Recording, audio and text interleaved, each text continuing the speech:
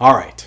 Let's talk about squashing those common objections. No matter what we do, no matter how consultative we are with our customers, and no matter how much we educate them as well, objections are always going to come up. It's inevitable. It's not a matter of if they will, it's just a matter of when they will. So what can you do to prepare yourself to handle these objections? What can you preemptively do to mentally prepare for when these inevitable objections are going to happen?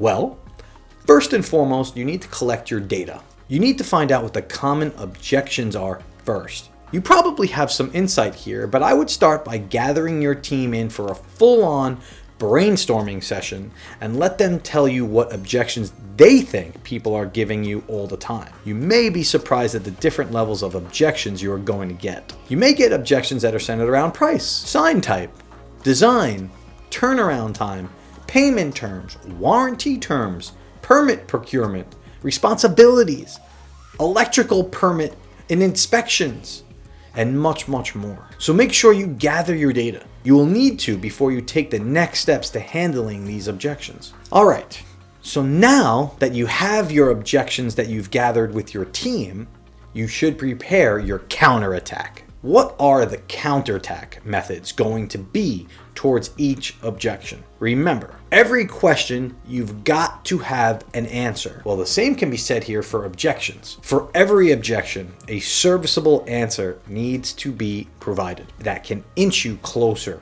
towards securing the job and obtaining that deposit. Put these objections down in a Word document, and between you, your managers, and your staff, you should be able to collaborate and put these answers into that Word document so it can become official and part of the creed of your business. Towards the end of this video, I'll give you a tip or two about why writing these down can actually benefit your company in more ways than one. So now that you have your objections and your subsequent answers to them, it's time to practice. After all, practice makes perfect. The more genuine your answers become, the more second nature they become. The more likely that the customer will sense that genuineness and feel the trust and integrity that's permutating around you. This works wonderfully, especially if you actually believe in your answers that you're giving. If it's true, and these answers are the true counterattacks to the objections and can extinguish them appropriately, then the customer will feel that sense and again, inch closer towards securing that job. Here's a key thought when it comes to providing solutions to your objections. You need to provide value. The customer needs to win when they provide an objection. You can win too, but the customer is who we're focusing on here, not you.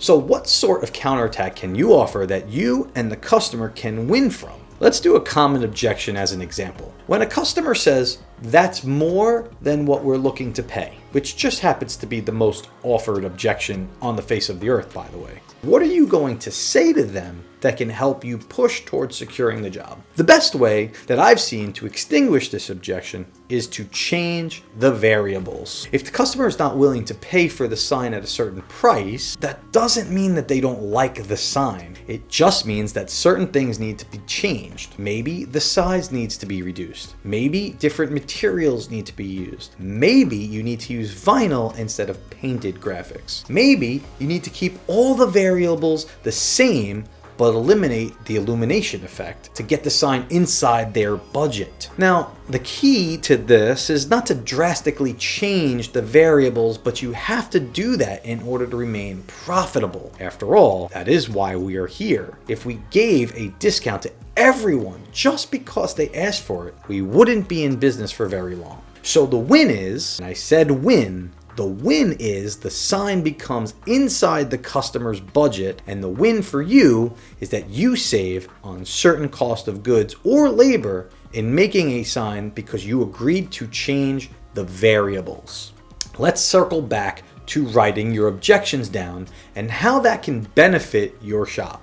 So first of all, you may not realize this, but common objections can also be framed in ways of a question. For example, in the example above, You can frame it like this. What do you do if the sign proposed to me is out of my budget? Well, now you can add these questions to your FAQ page on your website. And if you use the right keywords and take the time to optimize this content, you can actually start out ranking your competition for these search terms and actually attract more leads, which tends to be more customers. But these leads won't likely be providing you any of these objections because you're already providing the answer to them in a very open and accessible way on your website. You then can use your website as a tool when counterattacking these objections by saying, Mr. Customer, we get this question a lot.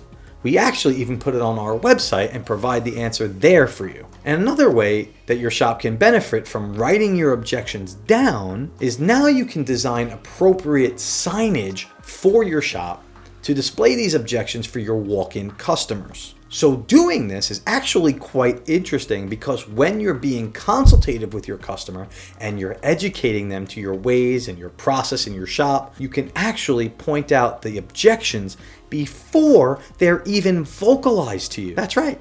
Some of the best salespeople I've ever met and trained can somehow bring the objection into their sales pitch and switch it up on the customer by answering the objection before they even have a chance to think of an objection. By advertising your objections, it means that you know what the stops are and you're pulling them all before the customer can think of anything else to throw your way.